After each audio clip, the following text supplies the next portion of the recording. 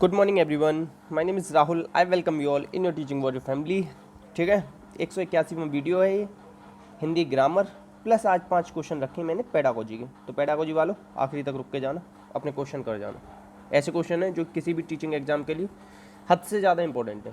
इन question के अलावा आ ही नहीं सकता, इस तरीके के क्वेश्चन है। ठीक है, एक्स्ट्रा फैक्ट बताएंगे आप लोगों को हम, वहाँ से आपको ग्रामर में क्वेश्चन मिल जाएंगे पेपर में सेम टू सेम।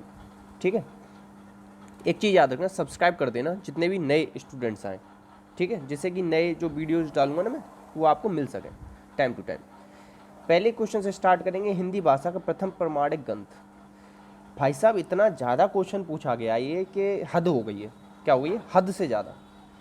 ठीक है, तो ये है पृथ्वीराज रासो। किसने लिखा है? चंद्रबरदाई ने। चंद्रबरदाई याद कैसे रखोगे? पृथ्वी का सैटेलाइट का नाम क्या है? चंद्रमा। तो चंद्र पृथ्वी, इस तरीके से। किस काल का है? आदि काल का है। किस रस में लिखा गया है? वीर रस में। ठीक है, इतना याद रख लिया, क्वेश्चन नहीं छूटेगा, मेरी गारंटी है। अब भैया ये सतसई क्या है? ये बिहारी है, बिहारी जी की सतसई है। एक क्वेश्चन बहुत ज़्यादा पूछा जाता है कि भक्ति काल के कवि कौन नहीं है, तो वहाँ पे हमेशा ऐसा हो ही नहीं सकता, 99.99% ये आपको ऑप्शन मिलेगा बिहारी जी, जबकि ये बिहारी जी भक्ति काल के नहीं है। ठीक है, इस चीज़ को भी याद रखें। अब देखो यहाँ एक छोटा सा दिख रहा है, राम लला नछुआ नह छू छोरी, तो ये किसका है? तुलसीदास जी का है। किसका है? तुलसीदास जी। ठीक है, समझ में आया? नेक्स्ट क्वेश्चन पे बढ़ते हैं। इस तरीके से ना पूरा ऑपरेशन कर दो क्वेश्चन का। ब्रज भाषा का विकास किस अपभ्रंश से हुआ है? ब्रज भाषा कहाँ की है? पश्चिमी हिंदी की बोली है। कहाँ की है? पश्चिमी हिंदी। ठीक है, तो यहाँ है ये सौरसैनी। क्या है? सौरसैनी। इसके अंदर पश्चिमी हिंदी में कितनी आती हैं? 5। हरियाणवी, बुंदेली, कौरवी, कन्नौजी और ब्रजभाषा। ठीक है, अब एक बात और बताऊंगा मैं आपको, अर्धमागधी क्या है? जितनी भी पूर्वी हिंदी की बोलियां हैं वो सब इसमें आती हैं। बोलियां कितनी हैं? 3। ट्रिक क्या है? ABC, अवधी, बघेली, छत्तीसगढ़ी। अब देखो, अगर आपके में ये पूछ ले कि पैसाची क्या है, तो पैसाची को पंजाबी से रिलेटेड कर देना, बस इतना कर आना, नंबर मिल जाएगा। पैसाची पंजाबी से रिलेटेड है। ठीक है, और बिहारी की भी बहुत पूछ आती है। बिहारी हिंदी की कौन कौन सी हैं? तो उसकी 3 है, मैथिली, मगही और भोजपुरी। ठीक है, इन 3 को याद रख लेंगे। नंबर पूरे चाहिए ना तो पूरा पढ़ना पड़ेगा एक साथ। ऐसा नहीं कि आज एक क्वेश्चन पढ़ लिया, 50 दिन बाद एक क्वेश्चन मिलेगा, तो ये भी निकल जाएगा दिमाग से, वो भी निकल जाएगा। एक साथ पढ़ोगे तो लिख लोगे कॉपी में। देखो, हिंदी आकृति की दृष्टि से किस प्रकार की भाषा है? हिंदी ना श्लिष्ट योगात्मक है। कैसी? श्लिष्ट योगात्मक। हिंदी के बारे में 343 से लेके भाषा का जो अनुच्छेद है ना हमारे संविधान में, आर्टिकल 341 से 43 से 351 तक देखे भाषा के बारे में। हिंदी दिवस कब मनाते हैं? 14 सितंबर। विश्व हिंदी दिवस 10 जनवरी। हिंदी किस शब्द से बनी हुई है? सिंधी से। हिंदी किस भाषा का शब्द है? ये फारसी का है। किस परिवार की भाषा है? भारोपीय परिवार की। भारोपीय परिवार की भाषा है। ठीक है, इतना याद रख लेना, काफी हो जाएगा आप लोगों के लिए। सब्ज बाग दिखाना। सब्ज बाग दिखाना क्या आ रहा है इसके पीछे? ना क्या होगा? मुहावरा। मुहावरा क्या होता है? वाक्यांश। ठीक है, बताया है, हर बार बताया है। और देखो, कल मैंने क्वेश्चन पूछा था जिसके पीछे एक क्वेश्चन था कि मुहावरा या लोकोक्ति, आप लोगों ने वैसे कम लोगों ने आंसर दिया, तो ये बहुत ही गलत बात है। आप लोग ना कमेंट बॉक्स में जो पूछा करो उसके जवाब दिया करो, जिससे ना इंटरेक्टिव बनती है क्लास। तो जिसके पीछे ना आता है वो होगा मुहावरा। तो सब्ज बाग दिखाना मतलब होता है झूठे वायदे करना। झूठे वायदे करना, बस हवाई महल बनाए जा रहे हैं। ठीक है, नेक्स्ट, इसमें से बताना है कि पुल्लिंग कौन सा है। क्या बताना है? पुल्लिंग कौन सा है। तो देखो, मड़ी मिल गई, मड़ी मिल गई, तो ये तो हो गया स्त्रीलिंग। सेना आ रही है, धरती बड़ी है। तो देखो, वाक्य में प्रयोग करके देख लो, यानी तो अपने साथ इनके साथ क्या लगा लो? अच्छा या अच्छी। सेना अच्छी होती है, सेना अच्छा नहीं होती। ठीक है, अच्छी। धरती अच्छी है, मड़ी अच्छी है।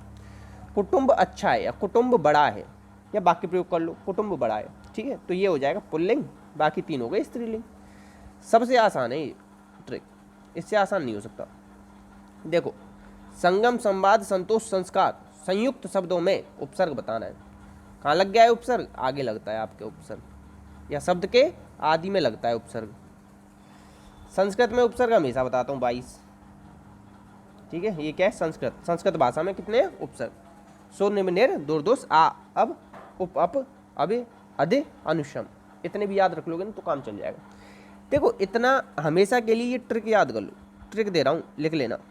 जहाँ भी आपको देखो संगम उठाओ, ठीक है, जहाँ भी अंकी बिंदी दिख जाए उतना हटा लो, और अंकी बिंदी को हटा के क्या लिख दो? माँ, ठीक है, और आगे को सेम लिख दो। समधन गम हो जाएगा। क्या हो जाए? समधन, समधन बाद, समधन तोष, समधन संस्कार, समधन युक्त, ठीक है। तो क्या आ जाएगा इसका? सम। आंसर हो जाएगा ए, ठीक है। क्लियर है? कोई दिक्कत नहीं है? दिक्कत अब देखो ये क्वेश्चन ऐसा है कि पहली बार मैंने भी पढ़ा है और ज्यों का त्यों याद कर लो, कोई इसमें मतलब इफ एंड बट की कोई ज़रूरत नहीं है। जैसा है इनमें से कौन सा शब्द अंग्रेजी में अपनाया गया है, ये पूछ रहा है कि अंग्रेजी में कौन सा शब्द इनमें से अपनाया गया है, तो ये है जगन्नाथ। इसका रीज़न मुझे भी नहीं मिला। आप में से अगर कोई बता सकता है तो आप लोगों की असीम कृपा रहेगी कि इतना सहयोग दें आप, तो ठीक है। आंसर है इसका ए, जो मैंने पढ़ा है। देखो अब बताना है इसमें से स्मरण का विलोम। विलोम क्या होता है? उल्टा या होता है विपरीत। स्मरण का क्या हो जाएगा? स्मरण का हो जाएगा, स्मरण मतलब होता है याद करना, और विस्मरण का मतलब होता है भूल जाना, ठीक है, याद रखना, ठीक है। नेक्स्ट, अमृत और विष। अमृत और विष ये किसकी है? ये रचना किसकी है? पहले बता दूं जब तक आप लोग अपना आंसर देख लिया। सुमित्रा नंदन पंत कौन है? प्रकृति के सुकुमार कवि, सुकुमार कवि। युगपथ युगांत, युगपथ युगांत, बीड़ा गुंजन, उत्तरा चिदम्बरा, ये ना इनकी बहुत ही फेमस कृति है, और चिदम्बरा के लिए तो इन्हें पुरस्कार भी मिला है, ठीक है। तो अमृत और विष किसकी है? तो अमृत कहाँ दिख रहा है आपको? इन चारों में अमृत दिख रहा है, यहाँ, तो यहाँ से इसे यहाँ जोड़ दो, ठीक है। अमृत नाल नागर। बाकी ये दोनों इतने ज़्यादा इंपॉर्टेंट नहीं है, तो फालतू की चीज़ों को हम पढ़ते नहीं है। 3 बेर खाती थी, 3 बेर खाती है, कौन सा अलंकार है? अलंकार के जो प्रवर्तक हैं वो हैं भामह। अलंकार का मतलब होता है आभूषण, आभूषण।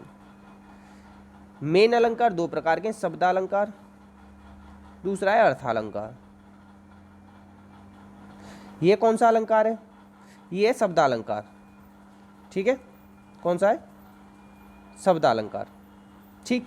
अब आप लोग चेक करो इसमें, ये शब्दालंकार है? नहीं है। ये क्या है? ये तो अर्थालंकार है, उत्प्रेक्षा। ये है? नहीं है। ये भी अर्थालंकार है। ये है? ये है। अब देखो इसमें क्या होता है? शब्द एक बार आता है, शब्द एक, अर्थ अनेक, अर्थ अनेक। यहां तो शब्द 2 बार आ रहा है, बेर और बेर। ये सीता जी के बारे में कही गई है, 3 बेर खाती थी, वे 3 बेर खाती है, मतलब सीता जी 3 बेर खाती थी। बेर मतलब होते हैं वो खाने वाले बेर, और 3 ही बार खाती थी। ये बेर का मतलब है बार, 3 टाइम खाती थी। तो इसमें कौन सा हो जाएगा? जहां शब्द 2 या 2 से अधिक बार आए और दोनों बार उनके अर्थ अलग अलग निकले, तो वहां पे यमक अलंकार हो जाता है, और ये शब्दालंकार का भेद है। शब्दालंकार के कौन कौन से भेद हैं? अनुप्रास, यमक, श्लेष और वक्रोक्ति, ठीक है। उपमा, रूपक, उत्प्रेक्षा और विशेषोक्ति, ये सब अर्थालंकार के भेद हैं। आपको शायद अच्छी लग रही होगी क्लास, अगर यहाँ तक देख रहे हैं तो, और देख रहे हैं तो प्लीज़ शेयर कर दो यार, थोड़ा सा हेल्प हो जाएगी आप लोगों से। खराद पर चढ़ना, खराद पर चढ़ना, जांच में आना, इसका क्या होता है? जांच में आना। सीधे याद करने लायक है, और कुछ इसमें नहीं हो सकता, ठीक है। रटने वाला क्वेश्चन है। इसमें से कौन सा विकल्प संक्षिप्त का विलोम है? संक्षिप्त मतलब क्या होता है? मिलाना, और विस्तृत मतलब क्या होता है? किसी चीज़ को फैलाना। संक्षिप्त किस में करते हैं? समास में। समास में क्या करते हैं? संक्षिप्त। और समास का उल्टा विलोम क्या होता है? व्यास। व्यास का मतलब क्या होता है? विस्तृत। ऐसे भी याद है, ऐसे भी पूछ सकता है। समास का पर्यायवाची क्या है? तो संक्षिप्त होगा, और समास का विलोम क्या है? विस्तृत होगा, व्यास भी होगा, ठीक है। अच्छा चलो, मैं एक कल क्वेश्चन पूछा गया है, किसके द्वारा? सत्येंद्र जी के द्वारा। हमारे बहुत ही अच्छे इस चैनल के सब्सक्राइबर हैं, और हमेशा साथ देते हैं जब भी हमारी कोई गलती हो जाए तब भी। तो उन्होंने क्वेश्चन पूछा, तो मैं ज़रूर उनका जवाब देना चाहूँगा। एक है द्रोण, क्या है? द्रोण। एक होता है घाटी, एक होता है उपत्यका, एक चीज होती है अधित्यका, अधित्यका। ठीक है, उन्होंने पूछा है दो पर्वतों के बीच का जो रास्ता होता है ना उसे क्या कहते हैं। तो आंसर तो हो गया सत्येंद्र जी आपका द्रोण। दो पर्वतों के बीच का रास्ता क्या है, द्रोण। अब घाटी क्या है, दो पर्वतों के बीच का सकरा रास्ता। अगर सकरा जुड़ा हुआ है ना, सकरा रास्ता, तब लगाओगे आप घाटी। अगर केवल आए दो पर्वतों के बीच का रास्ता तो द्रोण। और पर्वतों के नीचे की भूमि, पर्वतों के जो नीचे की भूमि समतल भूमि, पर्वतों के नीचे की समतल भूमि, समतल एरिया जहां पर ना पहले लोग रहा करते थे पर्वतों के पास, क्योंकि वहां से झरने से पानी आता था और वहां वो समतल होती थी भूमि। तो इसमें उपत्यका के साथ क्या जुड़ा रहता है, हमेशा समतल। अधित्यका क्या है, उपत्यका का विलोम है अधित्यका। और ये क्या है, पहाड़ के ऊपर की, पहाड़ के ऊपर की समतल भूमि। तो दोबारा बता देता हूँ, द्रोण आए तो दो पहाड़ों के बीच की जो बीच का रास्ता होगा उसे द्रोण कहेंगे। सकरी घाटी, सकरी जो होगा, सकरा रास्ता दो पहाड़ों के बीच, उसे घाटी कहेंगे। समतल रास्ता पहाड़ के नीचे का, उसे उपत्यका। और अधित्यका कहेंगे ऊपर का समतल। ठीक है सत्येंद्र जी, अगर आपको एक्सप्लेनेशन अच्छा लगा हो, जैसे कि आप बहुत पुराने हमसे जुड़े हुए हैं, तो प्लीज़ 2-4 दोस्तों से सब्सक्राइब करवा देना। बाकी आप में से किसी का भी ये कोई कन्फ्यूजन होता है ना, तो सत्येंद्र जी की तरह आप लोग भी पूछा करो। और एक कल कमेंट मेरे को बड़ा अच्छा लगा अनुपमा मैम का। अनुपमा मैम ने ना बड़ा ही अच्छा कमेंट किया है, तो आप लोग भी देखना अगर देखना चाहो तो ऐसे अच्छे आप लोग जो कमेंट करते हो ना, उनसे ना थोड़ा सा मोटिवेशन मिलता है वीडियो बनाने का। तो आपको वीडियो अच्छी लगा करे तो अच्छी कमेंट कर दिया करो। अब देखो खिचड़ी किस प्रकार का शब्द है। शब्द ना 4 प्रकार के होते हैं, देशज, तत्सम, तद्भव, विदेशज। तत्सम क्या होते हैं, संस्कृत के शब्द जिन्हें ज्यों का त्यों यूज कर लेते हैं। ठीक है, अब देखो रचना के आधार पर और होते हैं शब्द। ये तो हो गए उत्पत्ति के आधार पर 4 प्रकार, रचना के आधार पर 3 प्रकार के, रूढ़, यौगिक और योग रूढ़। इन्हें और याद रख लेना। तो खिचड़ी कहाँ का शब्द है, खिचड़ी हमारे ही देश में तो बनाते हैं, और कहीं बनती है नहीं बनती, तो ये है देशज। अब खिचड़ी की तरह और याद रख लो, पगड़ी, लोटा, और क्या याद रखोगे, पगड़ी लोटा, ये याद रख लो 2। ठीक है, अब विदेशज में आप याद कर लो चीनी भाषा का। चीनी का है चाय और लीची। पुर्तगाली का है आलपिन, गमला, अलमारी, चाबी, ये सब है आपके पुर्तगाली के। ठीक है, नेक्स्ट, इसमें से उचित शब्द बताना कैसे लिखते हैं औद्योगिक। औद्योगिक से लिखने से पहले बताऊंगा उज्ज्वल, ठीक है, और कवित्री, और क्या बताऊंगा मैं आपको, दरोगा, जो हर बार बताता हूँ, ये तो याद हो ही जाएंगे आपको। ठीक है, ज्योत्सना, द्वारका। ठीक है, तो औद्योगिक कैसे लिखते हैं आप लोगों ने देख लिया होगा, अपना आंसर लगा लिया होगा। तो औद्योगिक लिखेंगे ऐसे, औद्योगिक। ठीक है, उद्योग में जब एक लगता है ना तो औद्योगिक बन जाता है। नेक्स्ट, सालों बाद उसका प्रवासी पति वापस लौटा है। इसमें विशेषण बताना है। क्या बताना है, विशेषण। विशेषण कितने प्रकार का होता है, 4 प्रकार का। गुणवाचक, ठीक है, संख्यावाचक, सार्वनामिक और परिमाणवाचक। ठीक है, 4 प्रकार का होता है विशेषण।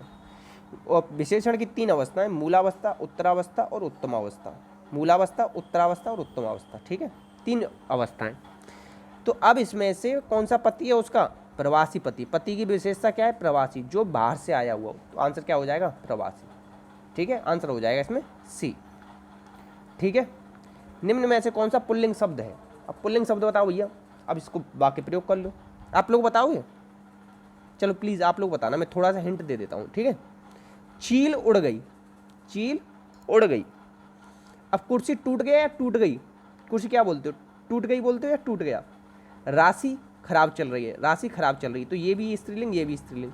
अब ये 2 बच गए, पक्षी उड़ गया, पक्षी उड़ गई, पक्षी उड़ गया, ऐसा होता है ना।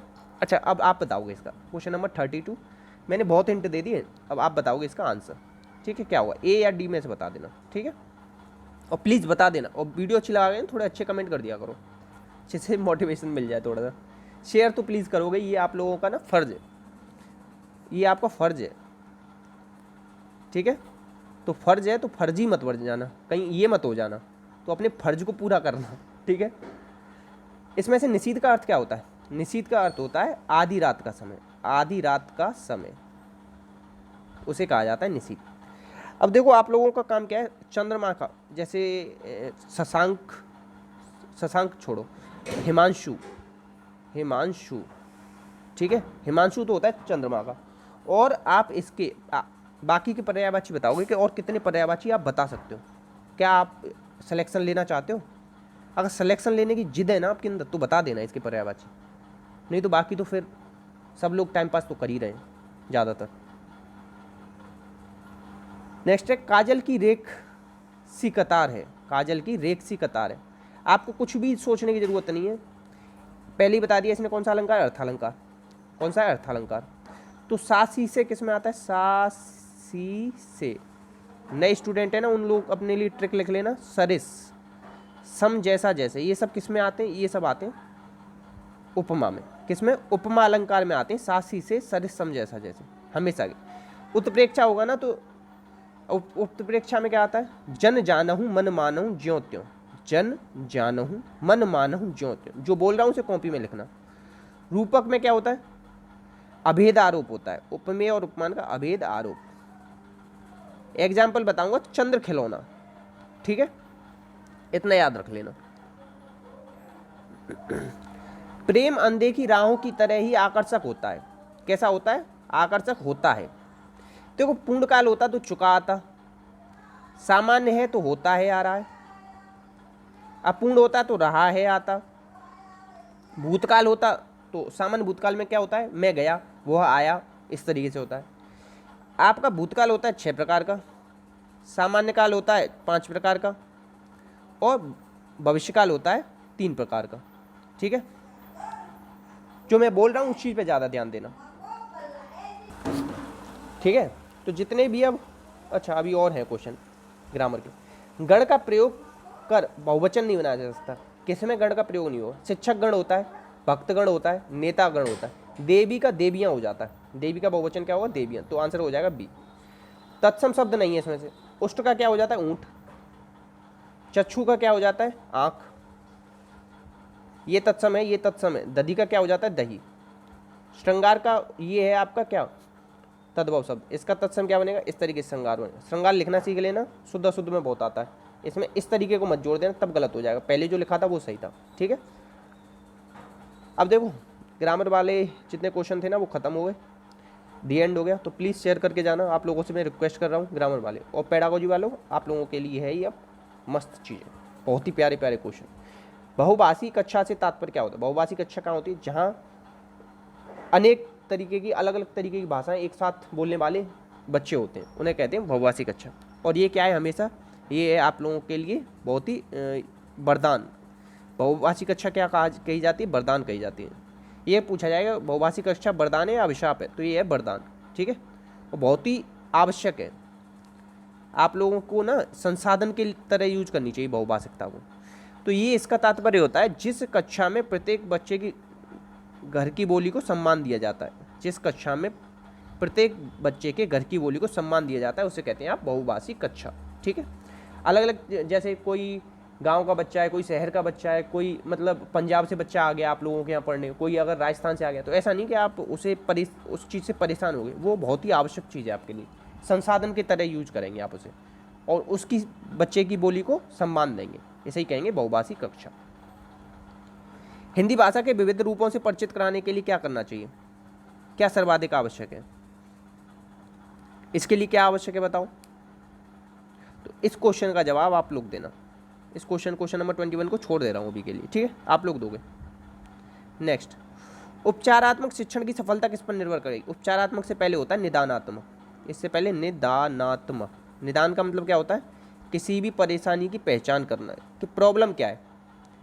ठीक है, तो समस्या के कारणों की सही पहचान पर निर्भर करता है उपचारात्मक शिक्षण की सफलता। ठीक है, नेक्स्ट, श्रव्य दृश्य साधन। एक होता है श्रव्य, एक होता है दृश्य, एक होता है श्रव्य दृश्य। ब्लैक बोर्ड किस में आएगा? दृश्य। श्रव्य में क्या आएगा आपका? वो होता है ना लिंग्वाफोन।